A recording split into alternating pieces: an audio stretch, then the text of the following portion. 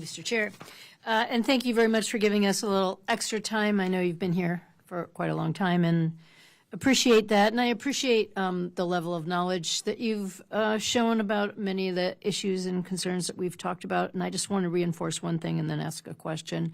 I think Mr. Amodei brought up some issues around the staffing cuts and to agencies, and you and I had a chance to talk a little bit about that. So when it comes to the reorganization, the level of cuts that have been made, you know, I expressed it in my opening remarks, and also to you individually, that just we have deep concerns about how it was done with the probationary workers being fired and then people being offered these opportunities to resign, and we've lost some critical positions. So as you're moving forward and when we get a full budget, I hope we can be much more involved in the conversation about what are those strategic positions, where are we getting people back, and where could we have less people doing the work. So I know you've already expressed a lot of that. I do want to say we had one critical position at Acadia National Park in the Schoodic Peninsula, where there was only one licensed water operator, a critical position. That person resigned. I'm assuming it was because of the opportunity to resign. But the hiring freeze meant there's no opportunity to put a replacement in. So there's a critical position about clean water. It impacts all the people who visit the park. Yet at this moment, it's just kind of absurd that we can't do that. So if you could just take a quick look at that at some point. I would say on that one, we had this situation at Yosemite too, where some of the people that were doing the water plant operations took the deferred retirement program option, and we were able to replace those positions. So if we need to bring somebody back in as a water operator at Acadia, we should talk, because we can get that position posted. Thank you very much for looking at that. In this case, that would be very beneficial. So if you could look into that. They did, I think, get some temporary replacement because of an outside funding group. As you mentioned, there are these amazing organizations, Friends of Acadia, Friends of Katahdin Woods and Waters, who really do help run our parks. I'm quite confident that they would not want to take the national park over. So as you're discussing that, and you did make that clear, that you're thinking differently about the national parks than some of these other entities. But I do think we have to make sure there's a strong base of support before we give up, you know, the national ownership of this. But let me just ask one last question about renewable energy. You're also the energy czar, so I know this is something you know a lot about, and obviously the work that you've done in North Dakota really speaks to your expertise around energy. But this administration has declared a national energy emergency. You talked a little bit about the AI arms race with China, and I know there's been a lot of expression from this administration about having AI dominance, and that just is a huge energy requirement. And I don't think we always put it in that context, but it's going to require great opportunities for renewable energy and other energies. So I think that your perspective now, from me watching on the outside, is that this administration and you are disregarding needed investments in renewable energy and focusing solely on fossil fuels. Renewable energy already generates about 21% of the electricity used in the United States, the wind alone accounting for 10%. Clean energy investments are estimated to save the average household $500 annually in reduced energy costs. In my home state of Maine, where we've put a real focus on this, conversion to heat pumps in our very oil-dependent state, we're not an oil producer, as well as rooftop solar panels, has really reduced costs for a lot of people. So we see it as a cost reduction, and in meeting the future needs of greater energy, it seems like it should be in all of the above. I know you did just, I think last night, reinstate the construction of the Empire Wind Project, so I appreciate that coming back online. But you do, in your budget, eliminate all funding for renewable energy, effectively gutting this critical sector. Now, in my mind, this disregards the climate change concerns that we have and also the economic benefits. And I do know you were doing work in North Dakota on carbon neutrality, carbon capture. I've had the chance to observe a lot of carbon capture facilities in places as far afield as Norway and Iceland, and I know there's still questionable ability of them to do the job that needs to be done. So there seems to still be a critical role for renewable energy. So can you just justify your perspective? Am I missing something that you're doing that we don't know much about, since we're all just observing this from the outside? Well, I would say that a key component to this is understanding the reliability, and I would have a disagreement around some of your statements on cost. And when you say that 20% of electricity from renewables. What I hear in that word is intermittent, because right now, without the battery technology, when the sun goes down every night, then whatever we claim we're getting from solar, at night it's zero. Thankfully, we need less electricity during the night, but it's zero, so it produces none. The wind is 10% when the wind is blowing. It may be slightly higher than that if the wind is blowing strongly, but when the wind's not blowing, it's zero. So then what we need to have, if we've got situations like on the day that President Trump was inaugurated, January 20th, which you all remember, I'm sure you were here, it was extremely cold, in the PJM grid so think Pentagon to Wall Street, think of all the essential activity, think 60 million people, about the same number of people that experienced that, the blackout in Spain, in this Washington to New York. At 5 in the morning, we had 0% coming from solar, and we had 70% coming from fossil fuels, 22% from nuclear, 6% from hydro and other oil and other sources, and 2% from wind. And so when we say that we've got 20% from renewables, that's on a good day. When we don't, we have to still produce 100% of the need. So we still need the baseload. We still need the fossil fuels. We still need nuclear.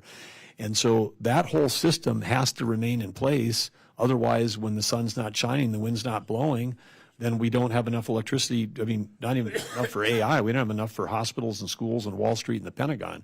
And so if you lay in the cost of having now to build two systems, then we're heading down the path of Germany. Germany spent $500 billion, $500 billion on wind and solar. They shut down all of their baseload fossil fuels. They shut down their nuclear, partly because,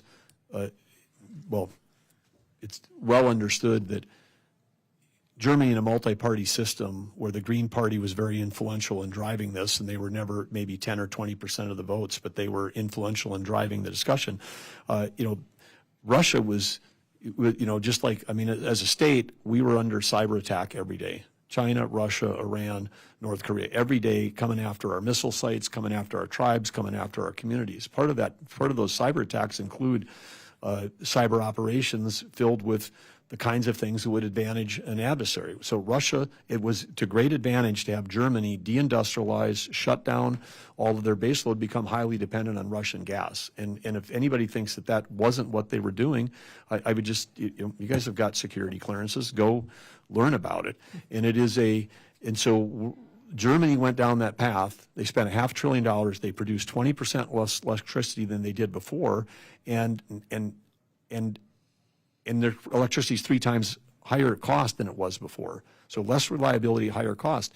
The price of electricity in Maine is exactly about 3 times what it is in North Dakota. And so when I hear that people say that renewables are somehow lowering electricity prices, that is just factually not true. It may be true at some marginal cost, but there's hundreds of billions of dollars, everything we've talked about here that would solve every problem for Interior with this little, $10 billion budget we're talking about that's being cut, this and that. There's hundreds of billions of dollars of subsidies for wind in the IRA. And I saw a legitimate report from legitimate people that the cost per kilowatt for offshore wind is 10 times higher than, it's like double onshore wind, and it's 10 times higher than a natural gas plant, that's like at the wellhead in Pennsylvania. And so part of what we're, as we pursued in North Dakota, and then you were saying carbon capture may not be working in Norway, it's working in North Dakota. And we've been doing it for 20 years. We have 42 million tons of CO2 that we've captured that's been shipped up to Saskatchewan. We got, zero carbon ethanol plants in North Dakota. We have some of the greatest CO2 storage in the world, that's right there. So when people tell me it's unproven, I would just invite them to come to North Dakota and see what we're doing. But on for the national, energy emergency, it's not necessarily about gas at the pump. It's about we don't have enough electricity, and the AI arms race is it's not for the tech companies. It's for national security. We can't have missile defense without AI. We will. That is there is no. When the bad guys are firing 400 missiles at Israel, and we knock down 399 of them, it's not just because we have smart people. I mean, there is incredible IT systems that are causing that to happen. And then we all get up and go to work the other day and, oh, only one missile got through. Oh, what else? You know, what was the score of the baseball game? If all 400 missiles had landed on Israel, you know, World War III would have started. I mean, we're stopping those kinds of catastrophic things from happening and wiping out an entire country or ally because of technology. And so we can't come in second in the AI arms race. I mean, it's like the nuclear race. We have to, and it's AI is going to transform every job, every company, and every industry. And right now, on the path that we're in, New England would have ended up with these really high electric costs, a huge, anti-natural gas bias that we'd end up with New England, which is a huge part of our population, huge part of our thing, would have no advanced manufacturing, no AI data centers. There's not enough electricity to run that Micron chip plant in upstate New York unless we get more power that's coming from non-intermittent sources.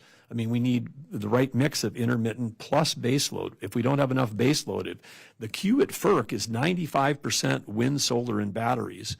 95% is wind, solar, and batteries. If we have 95%, when we're already in a destabilized, we're already at a point like I described on the inauguration day. We're already at this point where we're dangerously close to the tipping point of having too much intermittent to balance the grid. And the grid is the mother of all other networks. If the grid isn't working, then nothing works. I mean, not at the Pentagon, everybody's IT systems. So electricity, we've just become so complacent about it, when in fact we've put ourselves at real risk as a country. And part of what the president cares about is that that all 48 states, and whether they voted for him or not, that everybody's going to make sure that we've got a resilient grid for a thing. Because there's economic development is going to go where the electricity is. That's the new thing. And electricity has never been worth more than it is right now in human history. A kilowatt hour today in an AI data center, it's not like a data center that does shopping claims or a shopping order or a health claim. I mean, that's what data centers in the past. Okay, we're going to process a medical claim. We're going to process a shopping order. Today, an AI data center is actually turning electricity into intelligence. I mean, that's what AI is. It is like now, the current versions program, and they program as well as all but like the top 100 programmers in our country. So then if I was going to leave here today, walk out the door and start a company, I wouldn't need to hire 1,000 programmers like we used to. I got to hire a few and then have them have an army of robotic programmers called AI for practically free. And software has always been the thing that's transformed human capability in the last 40 years more than anything in human history. So we're at this precipice of incredible change. And then we've got states that are like, we're okay with really high electric prices and lack of reliability. They're going to just completely miss out. I mean, they'll deindustrialize just the way Germany did, and the population will move to places where you can actually get permits and pipelines built, because in the near term, the next 5 years, it's going to be natural gas. In the 2030s, nuclear can play a huge role, but we're at least 5 years away from that becoming a significant thing, and we've got to fix the permitting because we're a country where it takes you 10 to 20 years to build a nuclear plant. That doesn't work. With small modulars, we've got to go more quickly. Geothermal is, that's green, but it's persistent baseload. If we can get access to that 350 centigrade heat, below the ground, I mean, geothermal, but we got a little more material science we're doing. So I'm very optimistic. And then you started out with climate change, and I'm like, man, with AI and with all the new technologies and with nuclear, all that stuff that's coming in the next 10 years, we will solve the year 2100 temperature problem. I mean, we will solve that. With innovation. We can't solve it by regulating our sources of energy out of business now, because we need that energy to create the solutions. And the existential threat that this administrations are focusing on is Iran cannot get a nuclear weapon, and we can't lose the AI arms race to China. That's the number one and number two. And if we solve those two things, then we will have plenty of time to solve any issues related to potential temperature change that's 70 years out. I mean, I know that for sure because of what's coming, because we're going to have capabilities we've never had before, and they're arriving literally right now that'll cure diseases and It's going to change how, what we have to spend on education, what we have to spend on healthcare. All these things those budgets will get dramatically changed in the next decade based on the contributions of AI. But we won't have any AI if we don't have electricity, and if we don't have a sound energy plan, then we won't. So you can't separate national security and world peace and prosperity at home from our generation of energy. So that's the short answer. It's funny. Okay. That was a short answer. So look, I didn't mean to get my whole committee involved in a conversation about what energy policy in the future should be, but I do appreciate the depth of your knowledge. I disagree on a few things. Look, we do not like having high electric rates anywhere in New England or in Maine, and we are not in the same situation as North Dakota. That's the reason yours are much lower, is because yes, we are moving natural gas into our state, but it had to move from somewhere else. You had the unique opportunity to have it right there under the ground. And I don't think that people of Maine are ready for offshore drilling off the coast of Maine, and most people don't think that we have resources of offshore drilling. You won't need to offshore drilling, but what we do need is to get that mother load of gas from Pennsylvania through New York up to you, because right now 80% of the homes, as you know, in Maine are burning heating oil. Yeah. And so if you want to reduce CO2 in New England, the number one way we can do it is replace home heating. And look, home heating with natural gas. I do not want to disadvantage my colleagues by debating every possible point, but I will say I understand you about grid modernization. I think we all realize that we have a permitting process that doesn't work for anybody, whether you're a blue, red, or purple, or green state. It just doesn't matter. It's not working for any of us. I do believe that solar and wind belong in part of the mix. I believe we're investing in battery storage, and in many cases, that's the best way to go about doing it.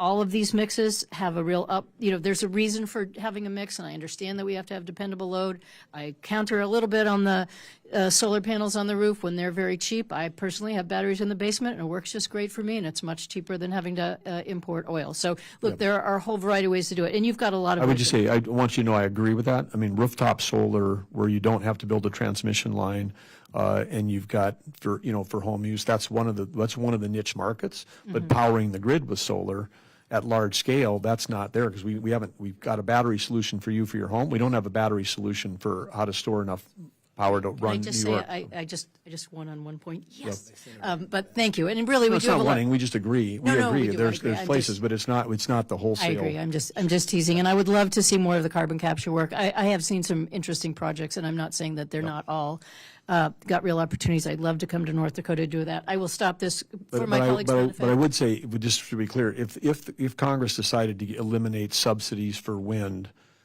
then there would be no applications for wind projects. I mean, they've had 30 years of subsidies, and they've never made money, and they're not going to make money.